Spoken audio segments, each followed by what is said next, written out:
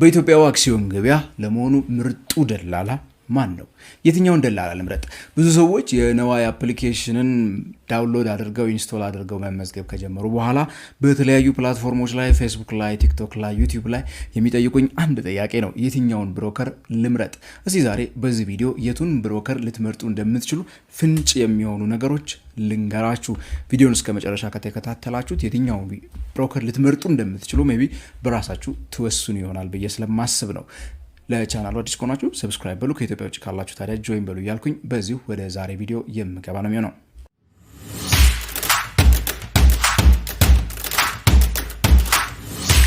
በኢትዮጵያ ውስጥ ሰነደ መዋዕለ ንዋይ ገበያ ኢኤስኤክስ ወይ ደግሞ በአክሲዮን ገበያው ላይ መሳተፍ የሚፈልግ ማንኛውም ሰው አክሲዮኖቹን መግዛትም ሆነ መሸጥ ባትፈልጉ እንኳን የሆነ ድርጅት ውስጥ አክሲዮን ባለቤት ከሆናችሁ አክሲዮኖቻችሁን ማስተዳደርም ቢሆን የሚቻለው አንድና አንድ በደላሎቻችሁ በኩል ነው። ደላሎቻችሁ የእናንተን ሰነድ እንድታገኙ ሰነዶቻችሁን እንድታስተዳድሩ መካከል ሆነው በመካከለኛ በድልድይነት የሚያገለግሉ ስለሆነ ሁላችሁም ብትሆኑ እነዚህን አካውንቶች መክፈት አለባችሁ። ግን ማንን ብዬ ልክፈት? በአካል መክፈት ይቻላል። እነዚህን አክሲዮኖች ደላሎች ጋር ሄዳችሁ መክፈት ይቻላል። በነዋይ አፕሊኬሽንም ስትሄዱ 7 የሚደርሱ ደላሎች ያስመረጣችኋል። ከነዚህ ከ7ቱ ደላሎች ለመሆኑ የትኛው ነው ምርጥ የሚለውን ነገር እንመልከት። እንግዲህ ብዙ ጊዜ የተለያዩ ብሮከሮችን የምናወዳድርበት መንገዶች አሉ። ብሮከሮችን የምናወዳድርበት በእኛ ሀገር በምትሄዱበት ሰዓት አሁን ባለው ሁኔታ አብዛኛዎቹ ብሮከሮች ብዙ ስራዎችን አንድ ላይ ደርበው የሚሰሩ ድርጅቶች ናቸው። ከ7ቱ 5 የሚሆኑት ኢንቨስትመንት ባንኮች ናቸው። አይ ቲንክ 5ቱ ኢንቨስትመንት ባንኮች ናቸው። አንድ ዲለርሺፕ አለ። እንዲሁ 2 ዲለሮች አሉ። 2 ዲለሮች እና 5 ኢንቨስትመንት ባንኮች ናቸው ያሉት። ስለዚህ ሰፋ ያሉ ስራዎችን ደርበው የሚሰሩ ድርጅቶች ናቸው። ዲለርሺፖች እርግጥ ከኢንቨስትመንት ባንኮች ያነሱ ስራዎችን ነው ሊሰሩ የሚችሉት የትሬዲንግ የብሮከሬጅ ስራ የሚሰሩ ቢሆኑ ማለት ነው። ኤኒዌይስ ግን እነዚህ ድርጅቶችን እንዴት ነው የምናወዳድረው የሚለውን ነገር እንምጣ። እርግጥ ነው በሌላው ዓለም ላይ በምትሄዱበት ሰዓት እንግዲህ ብሮከሮች ለረጅም ዓመታት የሰሩ ስለሆኑ ለረጅም ዓመታት የቆዩ ስለሆኑ ከደንበኞች ኤክስፒሪየንስ ተነስታችሁ ይሄኛው ይበልጣል ብላችሁ ልትናገሩ ትችላላችሁ። የሰሩትን ስራ የሚሰጡትን ተጨማሪ አገልግሎቶች እንዲያው ክፍያ ከሚያስከፍሉበት ውጪ የሚያደርጓቸውን ተጨማሪ አገልግሎቶች ፍጥነታቸውን እነዚህ ነገር አይታችሁ እገሌ ይሻላል ልትሉ ትችላላችሁ። የቴክኖሎጂ የሚያቀርቡትን ቴክኖሎጂ ፕላትፎርሞች ምናምን አይታችሁ ይበላለጣሉ ልትሉ ትችላላችሁ። እነዚህ ነገሮች ስታዩ የኛዎቹ ሁላቸውም 7ቱም አዲስ ናቸው። ገና 7ቱም የተለየ አገልግሎት የሰጡበት ሁኔታ የለም። በግብይት ደረጃ ገና 100 ሚሊዮን አካባቢ ግብይት የተካሄደበት ገበያ ውስጥ እየተንቀሳቀሱ እንደመሆናቸው ብዙ የተለየ እንቅስቃሴ የታየበት ገበያ ካለመሆኑ ጋር ተያይዞ እንዲህ ነው ብለን ልንናገር የምንችላቸው አይደሉም። በሌላ መልኩ እንደዚሁ የደንበኛም ቴስቲሞኒ ሰምተን እንዲህ ልንል የምንችላቸው እንዲሁ ደግሞ አይደሉም። በቴክኖሎጂ እንዳትሉ ነዋይ አፕሊኬሽን ለሁሉም ለኢትዮጵያ ሴኩሪቲስ ኤክስቼንጅ ለምንለው ለሰነደ መዋዕለ ንዋይ ገበያዎቹ አባላት የተሰጠ ቴክኖሎጂ ከመሆኑ ጋር ተያይዞ ቴክኖሎጂ እኩል ለነዚህ ሰዎች ተሰጥቷል። እርግጥ እዛ ቴክኖሎጂ ፕላትፎርም ተጠቅማችሁ ግልጋሎት በምትጠይቁበት ሰዓት እንዴት ሪስፖንድ አደረጉ ደግሞ በቂ መረጃ ስለማይኖረን ይሄ ይሻላል ብለን ለመናገር ይከብደናል። ባሉት ነገሮች ግን ታዲያ እንዴት ነው ታዲያ ልናወዳደር የምንችለው ብለን ካነሳን አንደኛውና ቁልፉ ነገር እንግዲህ ሜቢ የሚታየው በዚህ ጊዜ ክፍያ ሊሆን ይችላል። የተለያዩ ክፍያዎች ፊስ የምንላቸው ማለት ነው፣ ኮሚሽኖች የሚያስከፍሉንን በመመልከት እንጀምር። ሁሉም ከታች ነግራችሁ 7ቱም ማለት ነው 7ቱም የሚያስከፍሉት ቋሚ ክፍያ አለ፣ ተመሳሳይ ክፍያ አለ። እሱ ክፍያ የነሱ አይደለም። እነሱ on the behalf of ሌሎች ድርጅቶች የሚሰበስቡትን ልነግራችሁ ነው። ለኢትዮጵያ ሰነደ መዋዕለ ንዋዮች ገበያ ለምሳሌ ለኢትዮጵያ ሴኩሪቲስ ኤክስቼንጅ ኢኤስኤክስ የሚሰበስቡት አለ። ለምሳሌ በአክሲዮኖች ግብይት በምታካሂዱበት ሰዓት ከግብይት ቫልዩአችሁ ላይ 0.36% ግዴታ ይሰበስባሉ። ሁሉም 7ቱም ማለት ነው ለአባልነታቸው።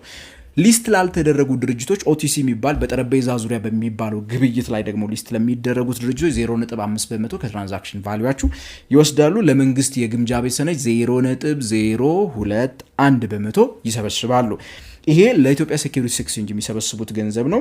ለኢትዮጵያ ካፒታል ማርኬት ኦቶሪቲ ለባለስልጣኑ ደግሞ ማንኛውም የአክሲዮን ግብይት ላይ 0.15%፣ ማንኛውም የፊክስድ ኢንካም ሴኩሪቲ ቦንድ፣ ትሬጀሪ ቢል ወይ ደግሞ ወለድ የሚከፍሉ አይነት ማለት ቋሚ ገቢ ለሚከፍሉት ደግሞ 0.005% የሚሰበስቡ ነው የሚሆነው ማለት ነው። አንድ ላይ በምደምሩበት ሰዓት 1% የማይሞላ ክፍያን ለኢትዮጵያ ካፒታል ማርኬት ኦቶሪቲ፣ ለኢትዮጵያ ሴኩሪቲስ ኤክስቼንጅ፣ ለወደፊት ደግሞ የሚወሰን ለሲኤስዲ ይሰበስባሉ ማለት ነው። የተለያዩ ኢንቨስትመንት ባንኮች ላይ ተለጥፎ ያገኘውት ዋጋ እንደሚያሳየው ከሆነ ማለት ነው። ይሄንን ካለን ይሄንን ሁሉም ይሰበስባሉ። ስለዚህ ማን ነው ታዲያ የተሻለ ዋጋ ያለው፣ ማን ነው ዝቅተኛ ዋጋ ያለው ብለን መመልከት አንዱ ለምርጫ ሊሆንን ይችላል እና ልንገራችሁ። አንደኛው የምታገኙት ወጋገን ካፒታል ነው። እንግዲህ ቀዳሚ የምንለው የወጋገን ካፒታል የሚባለው ኢንቨስትመንት ባንክ አለ። አክሲዮኖች ላይ ለሚኖራችሁ ማንኛውም ግብይቶች 1.6% ከትራንዛክሽን ቫሊዩ ይጠይቃቸዋል ማለት ነው። የ1000 ብር አክሲዮን ብትገዙ የዛን 1.6% ይጠይቃቸዋል ማለት ነው። 1000 ብር ቢሆን ትሬድ ያደረጋችሁት 16 ብር አካባቢ ይመስለኛል ሊጠይቃችሁ ይችላል ማለት ነው። ኦቲሲ ላይ ሊስት ያልተደረጉ ከሆነ 2% ይጠይቃቸዋል። ለመንግስት ትሬጀሪ ቢል 0.1% የትራንዛክሽኑ ይጠይቃቸዋል። ወጋገን ካፒታል ላይ ከሌሎቹ በተለየ ያገኘሁት ፖርትፎሊዮአችሁን ማውጣት የምትፈልጉ ከሆነ ትራንስፈር አውት ማድረግ የምትፈልጉ ከሆነ ከነሱ አካውንት ላይ ማለት ነው ከወጋገን ካፒታል ወደ ሌላ መቀየር የምትፈልጉ ከሆነ 500 ብር እቆርጥባችኋለሁ የሚል ነገር አለው። 500 ብር አስከፍላችኋለሁ ይላል ማለት ነው። በነገራችን ላይ እነዚህ ነገሮች የተለያዩ አገልግሎቶች ለምሳሌ ወጋገን ካፒታልን መርጣችሁ ያላችሁ ከሆነ እና የብሮከሬጅ አካውንቴ አልጸደቀልኝም 3 ሳምንት 4 ሳምንት 5 ሳምንት ሆነው ብላችሁ የምትጠይቁኝ ሰዎች አሉ። ይኸው አድራሻቸውን ታች አስቀምጬላችኋለሁ። ይደውሉ፣ ኢሜል አድርጉላቸው። ለምንድን ነው ያላለቀው፣ ምንድነው ማድረግ ያለብኝ እያላችሁ ጨቅጭቋቸውና እንዲያስተካክሉላችሁ ማድረግ ይኖርባችኋል ማለት ነው። ምክንያቱም ያው ጊዜ ይወስዳል። እሱን ነገር ወቆ የብሮከር አካውንት እስኪያጸድቁ ድረስ ማለት ነው። ሌላ የሚከፍቱት የሲኤስዲ አካውንት የሚባል በጣም ሴኪዩር አካውንት ስላለ ማለት ነው። ያንን ማድረግ እንዳትረሱ። የሁሉም ላይ ስደርስ አድራሻቸውን አስቀምጥላችኋለሁ። ስለዚህ እንግዲህ 1.6 አክሲዮን ስትገዙ ስትሸጡ ኦቲሲ ላይ 2% ለአክሲዮኖችም ሊሆን ይችላል። ትሬጀሪ ቢል ላይ 0.1% ፖርትፎሊዮአችሁን ትራንስፈር አውት አደርጋለሁ የምትሉ ከሆነ ይሄን ወጋገን ላይ ብቻ ያየሁት ነው። ስለዚህ አሁን ወጋገን ላይ አካውንት የምትከፍቱ ሰዎች አንዱ ማወቅ ያለባችሁ መቀየር የምትፈልጉ ቀን 500 ብር እንደሚቆርጥባችሁ ማወቅ አለባችሁ። የወጪያችሁ አካል አድርጋችሁ ልታስቡት ይገባል። ዌብሳይቱ ላይ የተቀመጠው ነው በነገራችን ላይ እየነገርኳችሁ ያለሁት።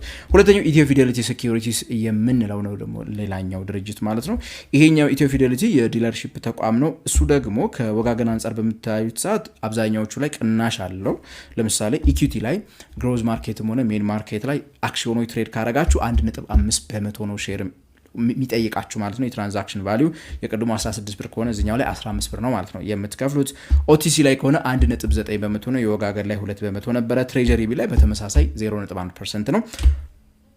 ትራንስፈር አውት ስታደርጉ ምናምን የሚል ምንም የተቀመጠ ነገር የለም። በህጉ መሰረት እንግዲህ ዋጋቸውን ማሳወቅ ስላለባቸው የተደበቀ ዋጋ ይጠይቋቸዋል ብዬ አላስብም። የተደበቀ ዋጋ ከጠይቋችሁ ልክ ለምሳሌ ስታወጡ ወይ ደግሞ ይሄን ያህል ቢሏችሁ መጠየቅ ትችላላችሁ። ምክንያቱም ህጉ ያስገድዳቸዋል። ሁሉ ጊዜም ቢሆን በግልጽ መናገር አለባችሁ የሚል ነገር ስለሆነ ማለት ነው። ሌላው ግዙፍ ከሚባሉት እንግዲህ ኢንቨስትመንት ባንኮች አንደኛ አዋሽ ካፒታል ነው። አዋሽ ካፒታል አንፎርቹኔትሊ ዌብሳይቱ ላይ በምትሄዱበት ሰዓት እስካሁን ድረስ ምንም አይነት የዋጋ መግለጫ የለም። በግብይት ደረጃ ግን ጥሩ የሚባል የግብይት እንቅስቃሴ እየተደረገበት ያለ ነው ብዬ አስባለሁ። አዋሽ ካፒታል በተለይ የአዋሽ ባንክ ብዙዎቹን አክሲዮኖች እያገበያየ እንደሆነ ይገመታልና በብዙዎች ነገር ግን ስንመለከተው ዌብሳይቱ ላይ እንደምትመለከቱት ምንም አይነት የዋጋ ዝርዝር አላገኘንም። ስለዚህ በዋጋ ልናወዳድረው አንችልም ማለት ነው። ሌላ በአራተኝነት የምናገኘው ሲቢ ካፒታል ነው። እንግዲህ የኢትዮጵያ ንግድ ባንክ ዋነኛ ሼርሆልደር ሆኖ የሚሰራበት አቶ ዘመዴን ንጋቱ ሲሆኑ የሚመሩት ማለት ነው። እሱ ላይ ደግሞ ስትሄዱ ከወጋገን ጋር ኦልሞስት ተመሳሳይ ነገር ነው የምታገኙት። አክሲዮን ገበያው ላይ 1.6%፣ ሜን እና ግሮዝ ማርኬቱ ላይ ኦቲሲ ያልኳችሁ ጠረጴዛ ዙሪያ 2%፣ የመንግስትን ትሬጀሪ ቢል ደግሞ በ0.1% ነው የሚያገበያየው ማለት ነው። ለገንዘብ ስታወጡ ፖርትፎሊዮ ስታወጡ ግን ምንም አይነት ሌላ ወጪ አይጠይቋችሁም። አራተኛው ይሄ ነው። ስለዚህ ሲቢን በዚህ ልታገኙ ትችላላችሁ።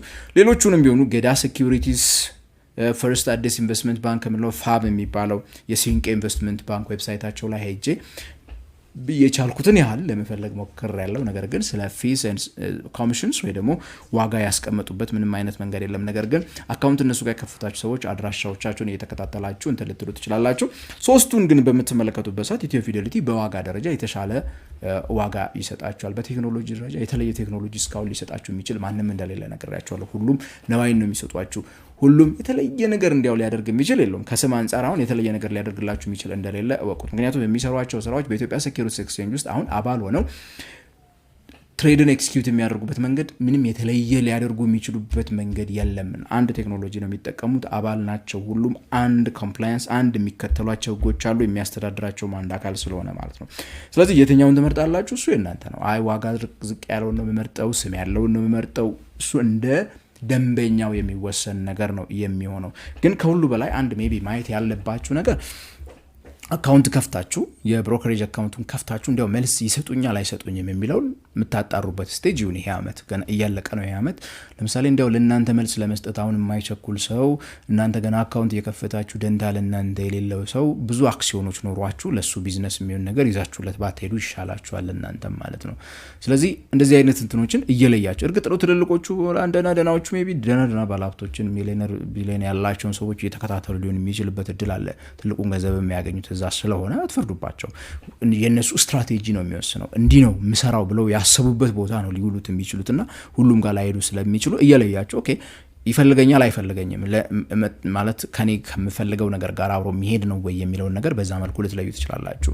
ስለዚህ አንድ ብቻ ብሮከር አካውንት፣ ሁለት ብሮከር አካውንት መክፈት ትችላላችሁ፣ ችግር የለውም። አሁን መርጣችሁ በጣም እያስቸገሯችሁ ያሉ ካሉ ኦኬ ሌላ ኢሜል ቀይራችሁም ቢሆን ነው አፕሊኬሽን ላይ ስትሞክሩት ሊገባ ስለሚችል በሌላ ኢሜል ያኛውን አንዱን ኢሜል አድርጋችሁ ደግማችሁ ስታስገቡት ብዙ ጊዜ እምቢ ስላይቻለውና በዛ መልኩ አድርጋችሁ ልትመርጡ ትችላላችሁ። የትኛውን ብሮከር ግን ልምረጥ እሱ የእናንተ ውሳኔ ይሆናል። ራሳችሁ ወስኑና ምረጡ። እኔ ከላይ የነገርኳችሁ ነገሮች ከናድራሻዎቹ አስቀምጬላችኋለሁ። ዋጋዎቹንም ዌብሳይታቸው ላይ ሄዳችሁ መመልከት ትችላላችሁ ማለት ነው።